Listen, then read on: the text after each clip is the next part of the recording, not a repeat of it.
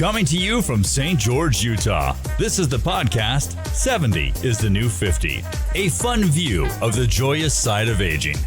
Brought to you by Utah Tech University, the Institute for Continued Learning, the City of St. George, Washington County, and Intermountain Health. And now, 70 is the New 50. And welcome everyone to 70 is the New 50. I'm Jan Graham Hunt, creator and host. I'm a retired lawyer from Salt Lake City, and my husband and I moved here to St. George 10 years ago. There's so much to love. Clean air, the beauty of Red Rock country, and also the learning opportunities. This is our second season of the podcast, and I'm happy to be joined by my co-host, Wendy King, who will be here for the next episode. We are recording today in a podcast studio run by Sean Denovan on the campus of Utah Tech University in St. George, Utah. Our mission with this podcast is to inspire others to live a fully engaged life, vibrant and meaningful, as we age. We often shine a light on ICL, the Institute for Continued Learning, here at Utah Tech. One of the great joys of retirement is that we finally, at long last, have the time to follow our passions and interests. And for many, that is to immerse ourselves in the magical universe of books. We're very lucky today to have as our guest someone who is not only a successful published author, but who also has given a marvelous gift to our community in the form of a truly amazing independent bookstore called the Book Bungalow. Tanya Parker Mills, welcome. Thank you. Tanya, I want to ask you about your writing career, but first, tell us about your personal history, your journey in bringing the Book Bungalow to life. We were living in Washington State. I had been writing. I had published a couple of books. I was working on a YA fantasy series. My son, who had just graduated from high school, had always loved books. In fact, his senior pictures were all done at the library. He did not want to do college. He's high-functioning autistic, which I just read the other day is no longer in fashion to use that phrase. But in any case, all of his friends had moved away. We felt we better move to an area that had more single adults his age. So we moved down to St. George because I'd always loved the Red Rocks. And in 2018, after he had done a short mission for the church, the LDS church, he had worked at Deseret Industries to get some retail training. He had applied at Barnes & Noble twice, and they wouldn't even interview him. And this is his love of books and his love of making books. A career. Yeah, right. He wanted to be around them. He wanted to, he applied twice. They didn't interview him. In 2018, in January, as a writer, I was taking the Writer's Digest, and I think Publishers Weekly as well. I knew that Barnes & Noble was having some difficulties, and they were going to lay off some full-time staff and hire more part-timers. So I said, try one more time. And in the back of my mind, I had been thinking, why doesn't this place, it seems to be bustling, it doesn't have an independent bookstore? Well, he came home and he got an interview, but they still wouldn't hire him. And that did it for me. I thought, this is ridiculous. I'm going to open an independent bookstore because I knew from the history they used to have one, the Little Professor or something. I don't know. They had a few in the past. So I just kind of, it lit a fire under me. And I decided, I'm going to go ahead and do this. If they won't give him the training and the experience, I will. And our church happened to have some workshops available. My husband, I think, thinking that it might dampen my enthusiasm, said, why don't you take the how to grow or how to start or grow your own business workshop? Take that, And it did not discourage you. It did not discourage me because the facilitator for that workshop turned out to be the project manager of Greengate Village. And when he found out what I wanted to do, he said, you should check out some of our properties. That's exactly the kind of business we'd like to see open up in our property downtown. And your son is this impressive young man who is currently running this fabulous bookstore. Is that right? Well, he's not running it, but he's the man at the front cash counter. Right. I've seen him many times. Yes. And he has grown so much in the job. Fantastic. I can't think of a better reason to start this lovely, wonderful enterprise. And for those of you who have not visited the Book Bungalow, it is a gorgeous, charming place in the Greengate Village on Tabernacle in St. George, Utah. It has a simply amazing inventory of books in virtually all genres. I bought Elton John's memoir, Me, and also the French classic Madame Bovary there in a new fantastic English translation. My son, who's a millennial and lives in New York, he visits the store when he's home, and he is always impressed with the collection of modern, quote, buzzy authors like Sally Rooney and many others. So what is your process in selecting books to offer this amazing inventory? Oh, well, I can't take full credit. I have accounts with the major publishers. They send out, what they're pushing. I'm backed up by the American Booksellers Association, and they always put out what is selling. And in ordering, there's a program that most of the booksellers use called Edelweiss, and they have, if you belong to their program, the premium program, you get an analytics which tells you what's selling across the country and what the booksellers are most excited about selling that's coming up. And so you look at those titles and you want to order those titles as well. But along with that, I'm reading the New Yorker, I'm reading the Washington Post and the New York Times reviews of books and Publishers Weekly, and they have starred titles. And so I'm keeping those on my radar. Sure. And just my own personal interests in different, I have kind of some wide-ranging tastes. There are certain things I have no interest in, but then I go by what other people who do. Well, tell me some of the areas or genres that might surprise people that you have in the bookstore. And I should mention it has a wonderful children's room, and I believe fully equipped with a Harry Potter's closet. And it's absolutely amazing. Well, yeah, we when we first opened, actually, we didn't have that Harry Potter. That Harry Potter cupboard under the stairs was actually my office, part of my office when we first opened. That was where my computer and filing cabinet and printer was. But when another small business moved out to get bigger space, we took the whole house, and I moved my office over into another room, and we created that great speculative room where YA and graphic novels and science fiction and fantasy and the Harry Potter cupboard under the stairs is. It's a wonderful, wonderful room. Yeah, and then that plus the children's room. We have a special section on international literature because of my background growing up overseas. And we have, to go with that, an international literature book club, both virtual. And I'm going to ask you a little bit about your book clubs in a moment. All right. Mm-hmm. We have a special section on influential women because that's important to me. So you are one. I'll just throw that in. Thank you. Thank you. No, I'm not.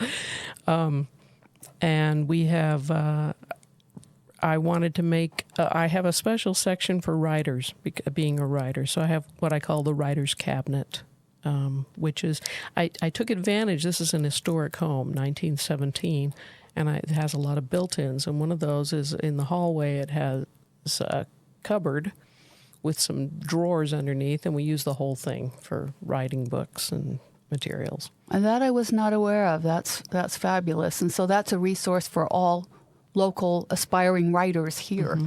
Yeah. All right.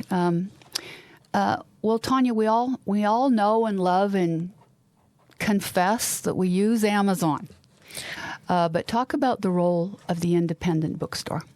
Well, not everybody uses Amazon. We have several customers. I'm happy to say I was exaggerating. Yeah. We have several customers who come in and say, "I refuse to use Amazon."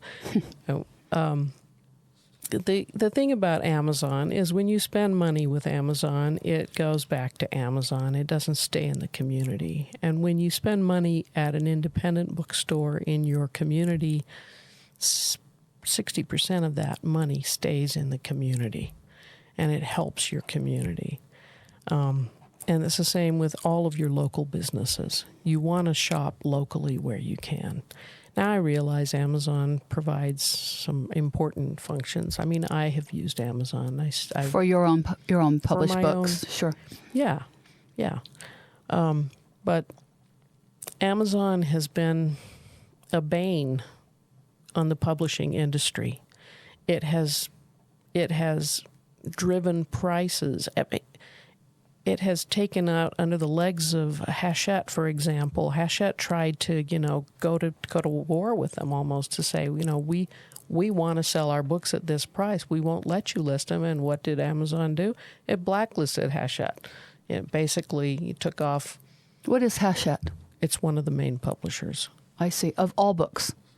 There's five. There's Penguin Random House. Okay. There's Hachette.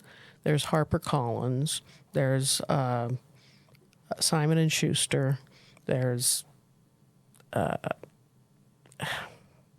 there's several now. There's Scholastic. There's more than. But Hachette is one of the bigger. It's one of the big ones. Yes. I see. Amazon. It's time, in my opinion, and many opinions. You ask any indie bookseller, it's time for Amazon to get regulated. It's a monopoly. So. And this ends up controlling book choice, doesn't it, in terms of what? Yeah. What's really available to us? Well, yeah, but you don't have the same experience shopping online as you do going into a bookstore. Even if you go into Barnes and Noble, and I love Barnes and Noble myself, but when I go even into a big independent bookstore, I went into one of the big ones, big well-known ones in Arizona. And I was overwhelmed because you walk in and I didn't know where to start or how to go. It just wasn't intuitive. They had 50-60% of their product were sidelines. Toys. And games. Yes. They were going the way of Barnes and Noble almost. Right. And I wanted my bookstore to be something that felt like a bookstore with some, yes, we have sidelines, but they're certainly not 50%. They're maybe 10%. Sure. And coming to the book bungalow, is it possible for people who maybe are new to reading or have gotten away from reading to get some guidance? Is there someone who will guide them? And if they say, well, these are the kind of books I used to like, what would... Yes. You can have a conversation. Oh, yes. You can ask Jason. He's really good with children's and YA. I can guide on other things. My husband's great, actually, with self-help. It's interesting. As a genre. As a genre. Uh-huh. And is he there? He's there at assist? the back cash counter. We have 2 cash counters now. When we opened up, different entrances. Right. Yeah. And you are often in the store, is that right? Oh, I'm always in the store. I just am very not visible now. Okay, I was going to say I've been there many times. I've never seen you. That's because I'm in my office doing other things that have to be done. Yeah. I was always before. I was usually taking turns at the front cash counter, but now I'm overwhelmed with other things that I have to do. Sure, including your own writing, which we are going to get to. I see from being in the store and also on your website that the Book Bungalow is a wonderful gathering place, including the book club. So tell us about those opportunities. Sure. We started out before the pandemic with 2 book clubs, the Influential Women Book Club and the International Literature Book Club. And once the pandemic hit, we took those virtual. Well, no, sorry. Yeah, actually before. On Zoom? On Zoom. Right. On Zoom. Actually, before the pandemic hit, we took them virtual because a couple of our members moved out of state or up north, or some people wanted to join who are up north in Utah. And so I said, do you mind if we go virtual on this? And then the pandemic hit, it was fine. It didn't interrupt at all. Good. In the meantime, we have added mystery thriller, which we started in 21. It's getting past me now. And is that also meeting on Zoom now? That's on Zoom, but we have now made a live. There was a request to begin doing live again, so we have two versions. We have a live mystery thriller and a live influential women. And does the in-person meeting, does that occur at the Book Bungalow? No. The in-person meeting for influential women occurs at the St. George Library, and it's usually on the third Tuesday of the month rather than the first Wednesday of the month. And it's downstairs in the meeting rooms downstairs in the conference room A at 6:30. And to participate, can you just show up? Do you just look on the website? It's usually, I always on the left menu, sidebar menu on the home page, it says what book clubs are meeting that week or that coming week and where they are. And are they generally once a month? Once a month. Right. But they follow the live and the virtual follow the same list, the book list that we've selected for the year, and everybody votes. Everyone has a vote on the book list. That's wonderful. So it's a democracy in action. Yeah. I like it. Okay. And any other book clubs that you want to mention? I know you have an influential women book club. We have that. That's, we just, we read I Am Malala last month. This month we're doing, which is coming up this Wednesday, it's the book about Hedy Lamarr and her spy days before she became... Oh, my. Okay. And again, is there an in-person version of that? There is. Oh, okay. That's the one that's downstairs. I see. You said that. All right. Yeah.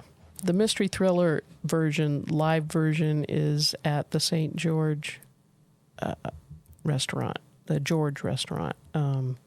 George's. George's Corner. George's Corner. Wonderful place. 6:30 the same evening as the Zoom call. Oh, how fun. Yeah. That's a very fun location for a book club. Yeah. And again, you can just show up if you're interested. Yeah, you can. And we have a therapist who's a customer, wanted to start a kind of a self-help type of book club to help deal with we have a growing mental health problem. Absolutely. So she wanted to start a book club. We call it a Better Us book club. And that's going really strong. It's virtual. And she leads that. We host it, but she leads that. And she's a therapist. Uh-huh. And so the book chooses the books again. She's chosen those. She's chosen those. So yeah. Uh-huh. Very interesting. And then we have one more book club that we started called Read Dangerously. And that was based on the book by Azar Nafisi, which is The Subversive Power of Literature, to get you outside of your I love it. Thinking. Yeah. And this month we're doing the Salman Rushdie's The Satanic Verses. Of course. Oh, wonderful. Mm-hmm. Wonderful. Yeah. Well, obviously the Book Bungalow is a treasure for St. George. And to all you listeners, let's make sure we never lose this treasure. Make a resolution today to buy your next book or your next 5 books at the Book Bungalow. And I know this from experience for gifts for any occasion. Buying a gift from the store makes it a truly special gift for that person. Can I just say, Independent Bookstore Day is April 29th. Please come on April 29th if you're going to come. Perfect. Okay. April 29th, all day? Any particular? All day. All day. All day. At the Book Bungalow. There'll be giveaways and special exclusives. Fantastic. We will be there. Okay, Tanya, let's talk about your writing career. Many of our friends at ICL, the Continued Learning Program, are aspiring writers, and there are at least 2 classes each semester, writing your first novel, writing your memoir, and I've had both those teachers and authors on this program.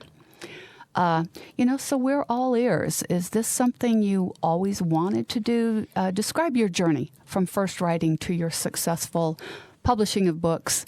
And I know about The Reckoning, and I know about A Night on Moon Hill, which are both very successful books that you have in your store and on Amazon. Is that right? Well, I have The Reckoning in my store.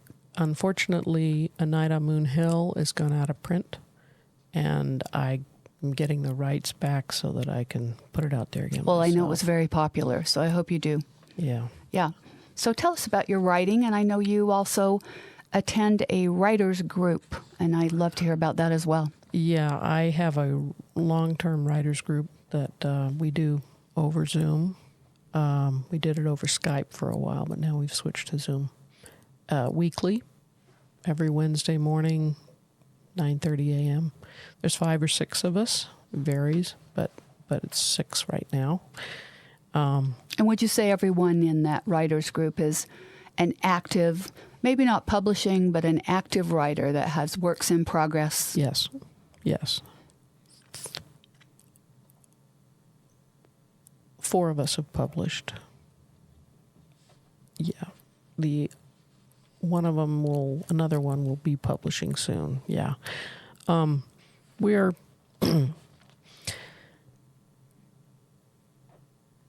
and I'm working on my YA fantasy series. I decided when I see how series go, I did not want to start submitting till I had at least 3 of them done, because I know that if the publisher wants to go with it, then they want you to do 1 a year and put it out, and I didn't want to have to be held to a 1 a year timeline, so I wanted to be ahead of the curve. Mm-hmm. And so that's something you're getting ready to submit? I've got a couple of them done. I've got to get the 3rd one done. Can we know the name or the premise? The premise of the series is called The Academy of the Ancients.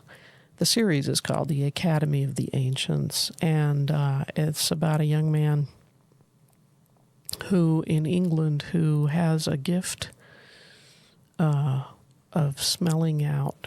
I'm using the olfactory sense as his superpower. Mm-hmm. He has a gift of smelling out truly ancient places and things and people. And he meets a truly ancient person. Mm-hmm. And that's what takes him to the Academy of the Ancients. And he becomes a hero on a journey that's fighting to retain a lot of the history of the world.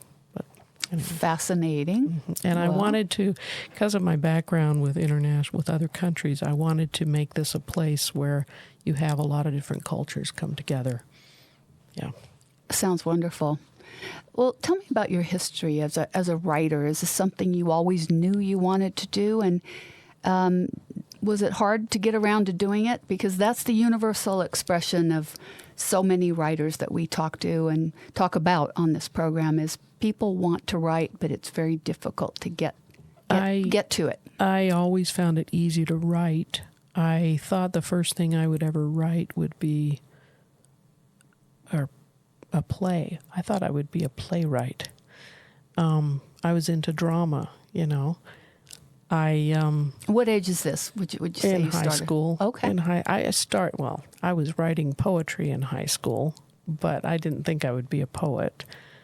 But I thought I would be a playwright. So when I decided to try and take my experiences of my childhood in Baghdad and put it into, I wasn't really thinking of putting it into a novel, but my father invited me to his writing group down in Oceanside, California. And on a So your weekend, father was a writer as well? He was a CIA spy. Oh. Yeah. But his when he retired, he wanted to put a bunch of things. He wanted to be a writer. Yes. And he had some fodder for that. Oh, he had lots of fodder, and he self-published a lot of books, and I have them in my bookstore. But when they gave us a prompt at his writing group, and that gave me the way into my story for The Reckoning. And when I left his writing group, I said, okay, I had 2 goals in mind. I'm going to keep going from this point, and I'm going to find my own writing group. And I had a fire in me then, and I did it. I found a writing group. We were in Riverside, California at the time, but I found one. And this is at what stage in your life that you found your... This is when I was 50. Okay. I was in my 50s. Mm-hmm. Yeah. I was late to the game. But I love that. There is no late to the game in writing. Well, that's our world here. People Yeah. in their 50s, 60s, 70s, 80s, and That's right. we have many, many people tell us that they would love to write. Mm-hmm. So that's an inspiring beginning. So you would say a writer's group is important Oh, yeah. at any stage, even before you've got something serious going? Yes. It kind of keeps you accountable. Mm-hmm. Anything, if you're going to do something well, you need to be accountable. Unless you're a very self-disciplined person, which most of us aren't. That's right. That's the reality. Yeah. You need to be accountable. And so to have that goal each week, whether you're meeting weekly or bi-monthly, you need to have a goal. Well, I've got to have this many pages ready to submit to my group, you know? Right. And speaking of that, I've seen your, is it right to call it a writer's blog that you have online at tanyaparkermills.com? Oh, that's old. Yeah. It's old, but it's current. It's old. It's because I've got it on a loop type thing. Yeah. Okay. I've been so busy that I had to do that so that I could. Well, I read it and I learn things from it. Well, good. So, all right. And is it something that you would recommend people look at? Is it a sample of a? Well, yeah, because that's when I was just writing. I wasn't doing a bookstore. Well, what I got from it is the daily task of trying to get to the writing and really discipline and share the struggles of that. And that, to me, that daily struggle is so universal for aspiring writers. That's what I like about it. Well, that's good to know. Yeah. Because when I retire from the bookstore, because I don't think I'll be doing this forever. I can't. I want to get back to my writing. And Tanya, do you mind if I ask your age? Yeah, I'm 68. And I'll be 68 in September. Sorry. Well, and it's amazing what you're doing in terms of what you're contributing to our community and what you're doing as a writer and inspiring other writers. Well, thank you. Thanks. Well, I want to thank you, Tanya Parker Mills, so much for being here today. And most especially for your huge contribution to the community of St. George. Again, you can find Tanya Parker Mills online and, of course, at the wonderful Book Bungalow. And to close, indeed, there is nothing like losing yourself in a book or finding yourself in a book. If you have gotten away from reading, this is a good time to treat yourself to a little bit of adventure or inspiration. A wonderful book about how books, even for usual non-readers, can bring you closer to people is called The Reading List by Sarah Nisha Adams. I just finished it and I loved it. So, dear listeners, thank you so much for joining us. As they say in France, à la prochaine. Until next time on 70 is the New 50. Thank you so much for joining us for 70 is the New 50. In coming episodes, you will meet the rock stars of our community who are sharing their expertise to empower us to stay young, healthy, and happy as we age. We will see you on the next episode of 70 is the New 50. In the meantime, live long, live well, and live with joy.